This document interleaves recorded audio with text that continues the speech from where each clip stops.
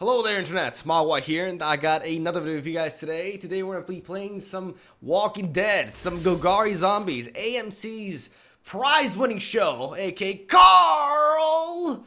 And apparently it's still going on. I stopped watching years ago, honestly, but yeah, I thought I was clever with that title, and we're going to go ahead and talk a little bit about some good old Golgari, mostly black-focused zombie Undergrowth, which is a deck list that I built a while back.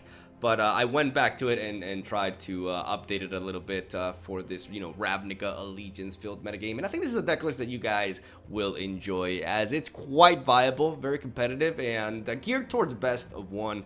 And most importantly, very, very satisfying and fun to play. So it is an Undergrowth zombie deck. So we are utilizing Liliana Untouched by Death. I have used this Planeswalker not only in my zombie, but in my the infinite mill combo deck. But she can also just fulfill her role as a planeswalker supporting this tribal deck, and she does fill that role, English, very well, as she is a 4-mana planeswalker that has the following loyal abilities. +1, put the top 3 cards of your library into your graveyard. If at least one of them is a zombie, you gain 2 life and your opponent loses 2 life.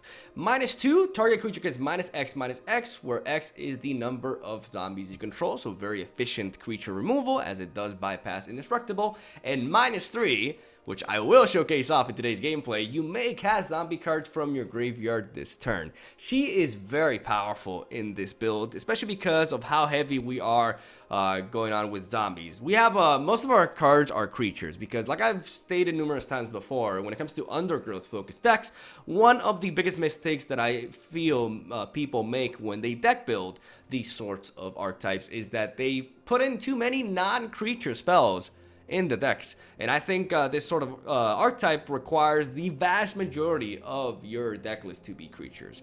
You have to be very specific. What's the word here? I'm drawing a blank. Exceptions. There we go. God, sometimes my English fails me, man.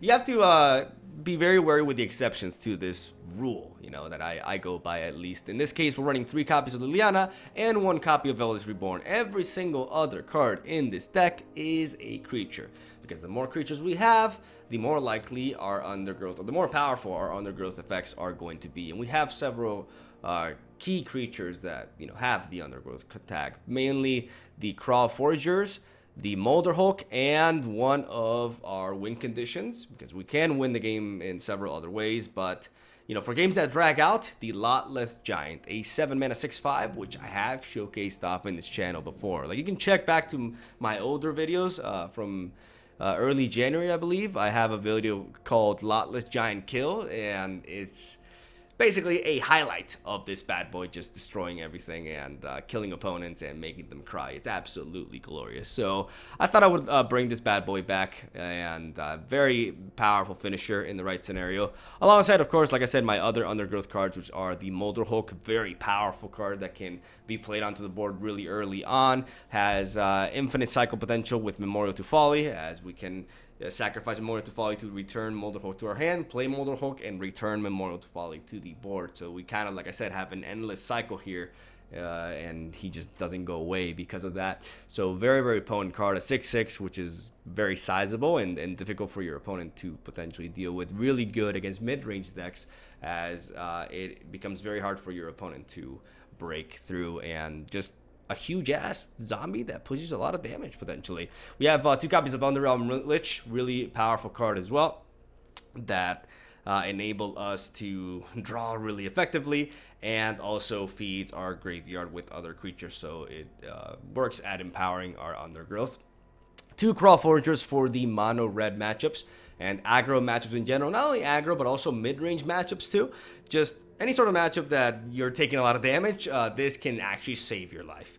And it's a very, very key card that I do like running as a 2 of. Like I said, not only am I trying to make the least amount of exceptions possible to the, non-creature rule, I'm also trying to avoid non-zombie cards, because Obviously, I want as much synergy with Liliana and the likes of Death Baron as possible. So the creatures that I've incorporated onto this list that aren't zombies are there because they fulfill a very important role. And Crawl Foragers is one of those, especially in a best of one ranked ladder. A lot of people are playing aggro decks, and this card can single-handedly win you the game versus, like I said, mono red. On top of that, we have 2 Ravnica Chupacabras and 4 Glowspore Shamans as the remaining non-zombie creatures on this list. Everything else is a zombie. We have Diagraph Ghoul, Stitcher Supplier, naturally, Death Baron, Midnight Reaper, and Underrealm Lich, Lotless Giant, and Molder Hulk. Like, we have few exceptions, but they are because they either contribute to the Undergrowth strategy or they are very reliable resources for removal that we do need in this deck. Like, this sort of deck that's so creature heavy needs Ravenous Chupacabra to be able to deal with mid-range and potentially also aggro matchups. And of course, Crawl Foragers, because of the prevalence of aggro as well, and because staying alive is very important.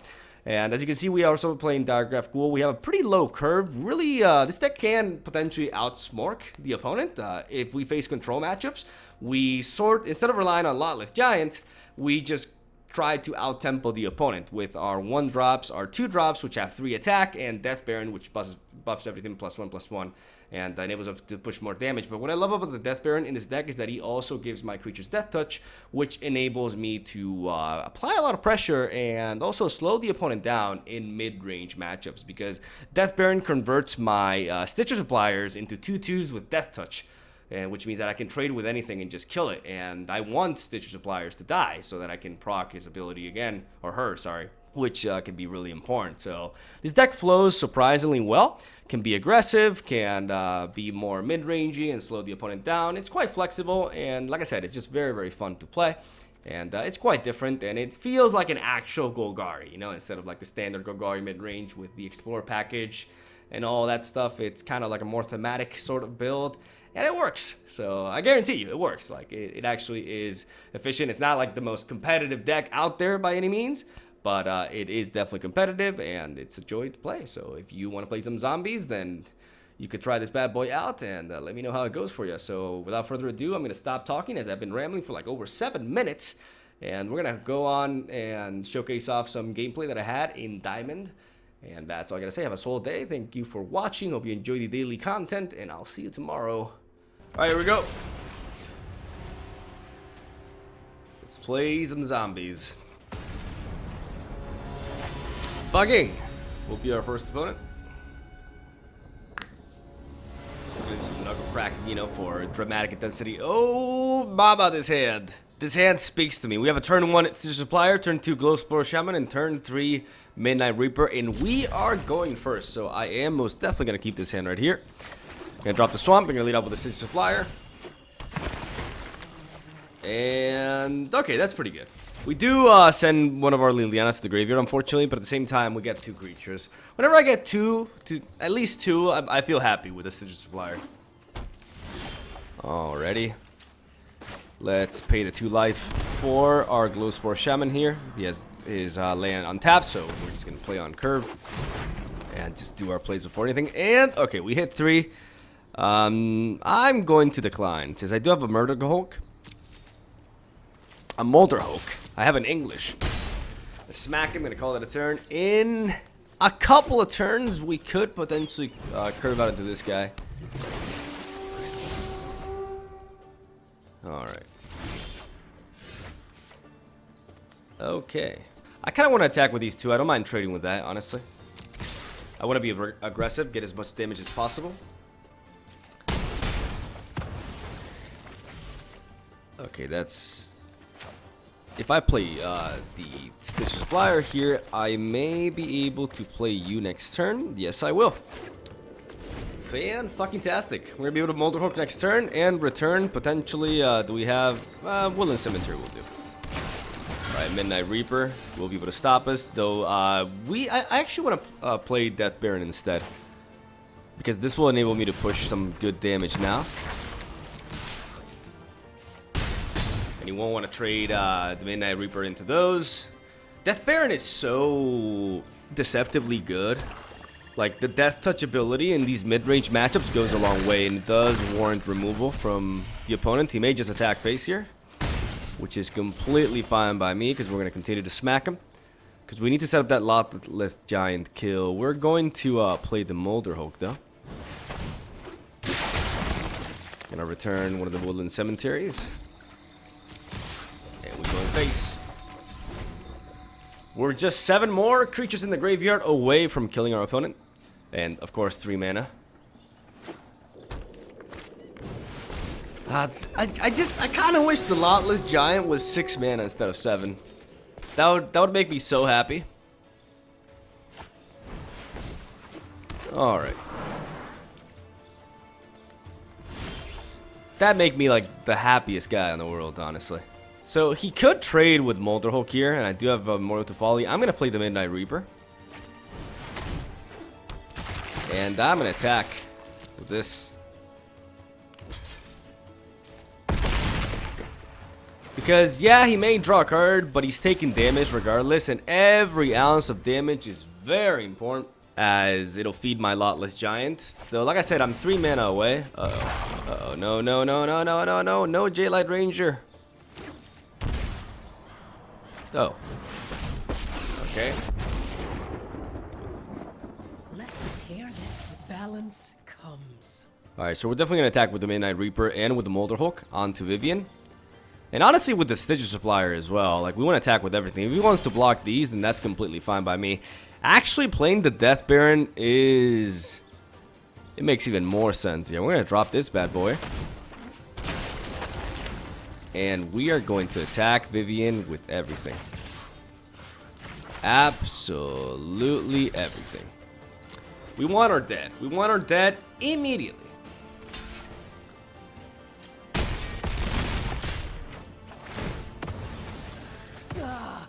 Not again. And we get to play this. Perfect. The Death Baron putting in the work here. He could play the Hydroid Crassus, or oh, he's playing Muldrotha. Oh, he's a cool kid. I just wish we weren't like 3 mana away from killing him with Lotless Giant. It kind of means we may just have to smack him with everything. To be fair, everything that I have has Death Touch. Okay, that's definitely annoying.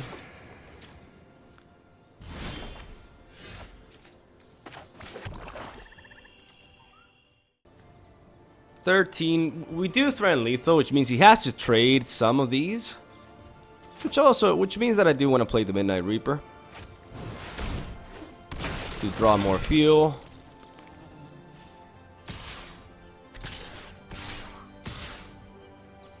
I'm gonna attack with everything, threatening lethal.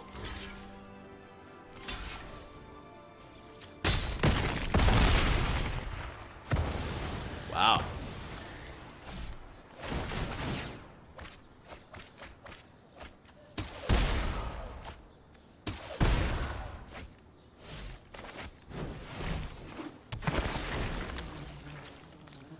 I mean, I know he has Muldrotha on the board, but he needs a lot of mana to do what he wants to do here. And we have Ravenous Chupacabra. He can only cast like one creature every turn though, so it's not like he can play everything. The question is, what will he yeah, Molder Hulk, right? But you can't play that though, right? 1, 2, yeah, you don't have enough creatures on the graveyard to do that. That costs 5 mana right now. We have Chupacabra here. Okay, so the beautiful thing is that we attack with everything, and everything that trades. Yeah, so we're gonna do the following. We're going to drop the Ravenous Chupacabra, and we're gonna hit Muldrotha. Okay, so if I yeah. Yeah, I was gonna target Muldrotha actually, because then he would have to trade his Hachistaker, and everything that I have has Death Touch. So, because otherwise I threaten lethal. So there we go. Alright, round 2. Look at a big diamond right there. Let's disrupt this man's climb, or at least try to do so. I'm going to keep this hand, because I do have a pretty nice curve. Double Molder Hulk in my hand, too. Very solid. Like, this would only be better if I was actually going first. That would make me feel happier. We're going to lead off with the Swamp and the Stitcher Supplier. No reason to pay 2 life when we have one of those manas available. Again, we send Liliana once more to the graveyard, but we do have 2 creatures there, so that is a win for me. Next turn we will play Glowspore Shaman. Not before we attack though.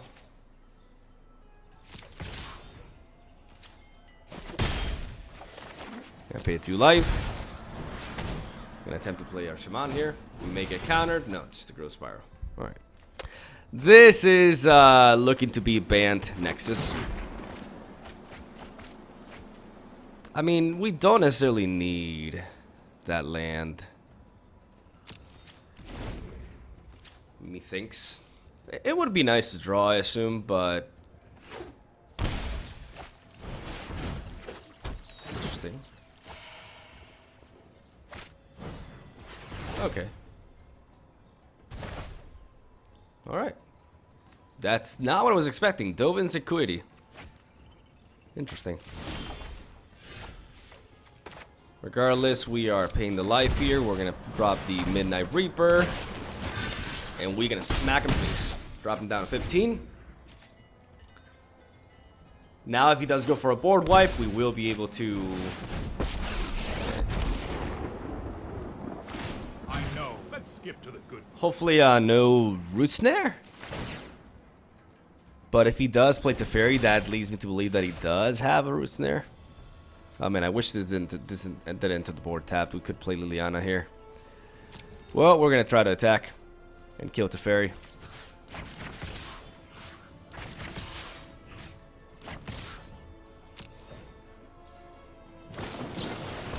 Alright, there it is.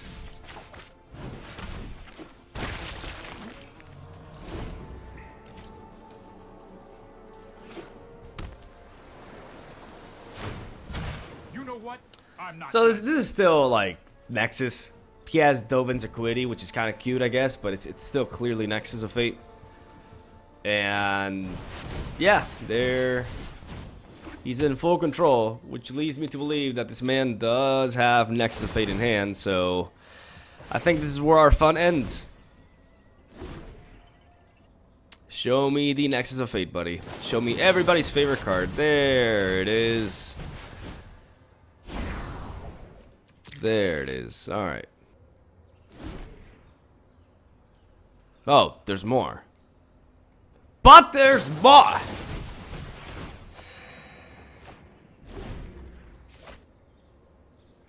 You don't have to be in full control to do that. You know that, buddy. You can just click on the end phase. We need to move quickly. Okay, so 5 cards in hand. Hopefully he does not have Nexus. Another one.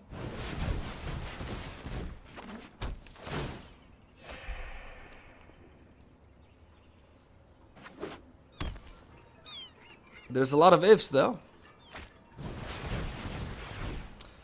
The fact that he's in full control makes this extra annoying. It could be even more annoying than this. The fact that he has, like, full control. And he's like, spending 1 mana each. It just makes it, you know. Alright. Do you have it? Do you have the other Nexus? Is it there?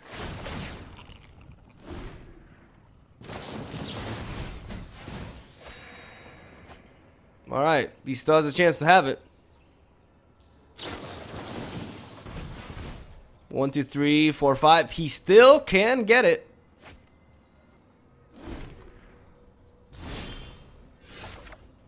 He does not, though. Oh my god. Well, let's try to kill the fairy.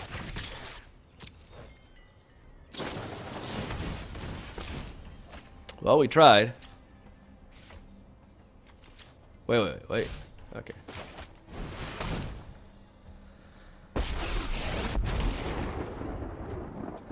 I'm not just feared, I'm respected. You're respected, unlike this Wait guy. and see what I've got planned for you. And that's all I got. He gets to transform Sorcerer Scanta, so now the odds of him getting Nexus of Fate are much higher. If he gets the Nexus going and like he has the 3 components, right? He has the Windows of Reclamation, the Teferi, and the Azcanta. So I'm not gonna make this video any longer. If I see a Nexus of Fate here, I mean that's pretty GG as well. But I'm not gonna give up if I manage to kill Teferi. Though the fact that he can proc this and then again, like,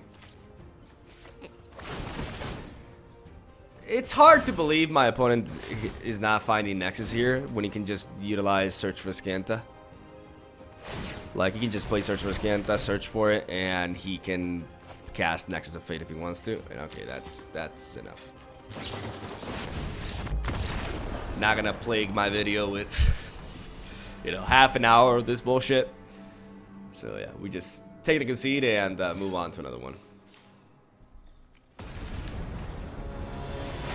Alright, Titus Late is our opponent. So, speaking of Nexus of Fate, I'm gonna keep the sand. It could be better, but we curve out into Midnight Reaper. We have a pretty decent curve, like, in the mid game, so we're gonna go with it. There's been a few videos running around discussing Nexus of Fate.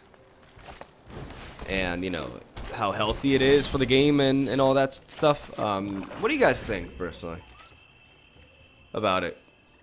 Because I'm a believer in, you know, not going crazy with bans. What I mean by this is, in order to ban a card, I think you can make the mistake as a developer to overly nerf and modify your cards, especially in digital card gaming. I think Gwent has suffered from this. They've catered to a lot. I'm gonna trade with you. It's fine for me. I get to draw a card, and if I draw into a land here, I can just play. Well, not a tap land, of course. I'm gonna play the Death Baron here. I'll take a hit from this Fel Collector, and then I can Ravenous Chupacabra next turn. So, like I was saying, you gotta be mindful, you know, as a developer. That's slightly annoying, but that's fine as well. Could be worse. I have seen cases of just over nerfs happening, right? Like, again, I don't want to bash, but in Gwent, it has happened quite a bit. Like, they've over nerfed cards and make them unplayable, and they've stepped in too much, in my opinion, and constantly changed things again and again. I think that's not good for a game. You don't want that generally, but at the same time, when there's I don't think there's a more clear case of a card that should be banned in Magic the Gathering than the Nexus of Fate. I don't know, because if we look at the past, we've seen cards from, for example, Ixalan, the Rampaging Ferocithan getting banned, and it turned out it wasn't even one of the most you know, powerful enablers for mono red aggro back in the day, right? Like, there were things that were worse for sure. I could go for the Eldritch Reborn here. I can Molder Hulk, but I like, taking a hit from this is definitely an issue. Maybe maybe the Glow Spore Shaman. I'm gonna go for the Eldritch Reborn. We're getting quite pressured here. Unfortunately, we cannot block that Steel Leaf Champion. But next turn we can play a Glow Spore Shaman that can. We're running low on health, naturally. Okay.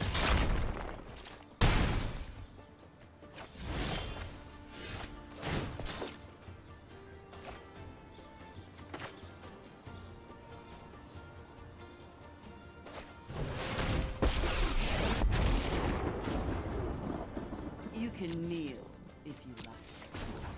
We're gonna go for Liliana. Well, they aren't useful to me alive.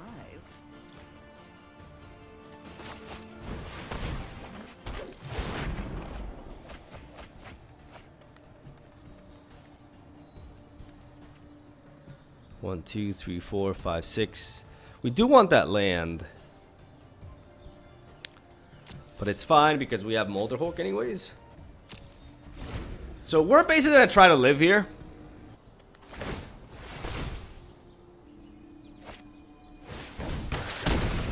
Okay, so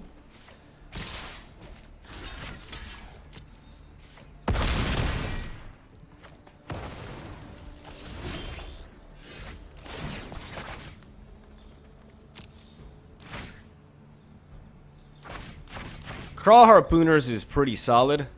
Okay, how many? 1, 2, 3, 4, 5, 6, 7. We gain 7 health, which is very important. And we can still, it can still trade with the Steel Leaf Champion. We're gonna go Crawl Harpooner here, for the sake of you know, staying alive. You know, very important stuff right there. And we're gonna go ahead and we could also cast a zombie card from our graveyard this turn. We could cast a Molder Hulk with Liliana instead of, yeah, we're gonna go with -3. And we're gonna be casting Molder Hulk here.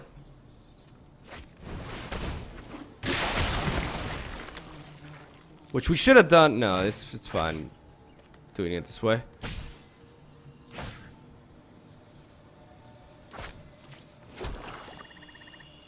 Okay, so I also want to cast you. Return you. Tapped. Play the ghoul. And this way kind of flood the board and attempt to stabilize.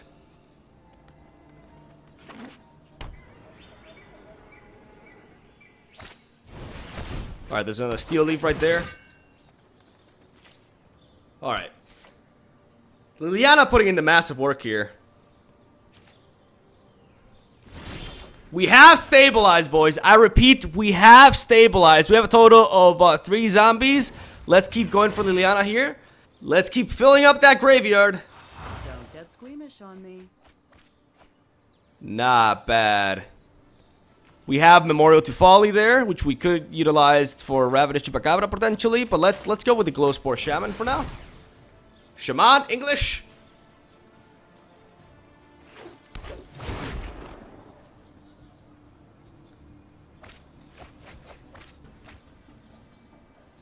We don't need any more lands. Let's play a Midnight Reaper.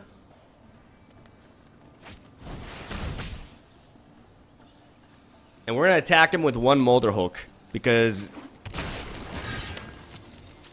we want to make sure, we want to start pressuring him because Galata Primal Hunger could be a thing. 1 is fine. I want to make sure I don't leave myself wide open for some crazy stuff. I do want to use Memorial to Folly because we already have more than 7 mana is what we need for Lotless Giant, basically. But we want to use Memorial to Folly here to return a Ravenous Chupacabra. Though actually, I want to play the other one. I don't want to return Ravenous Chupacabra for now. I have another Memorial to Folly, so I'm not in any rush. We're in absolute... We've stabilized the shit out of this game. So we are actually not going to return Chupacabra. We're going to return our good old buddy, the Underrealm Lich, which will enable us to basically enhance our draw power like it's never been enhanced before. And now we can start killing shit with Liliana. I see no reason not to. Let's get rid of one of these, shall we? Okay, so let's play you. Let's actually get rid of this fucking... No, this prevents him from playing non... Yeah, this makes it awkward for him. Let's start removing these fuckers. So we have 1, 2, 3, 4 zombies. Oh, let's play you first. Because we have 5, because reasons. And let's start killing this shit. Oh, there we go.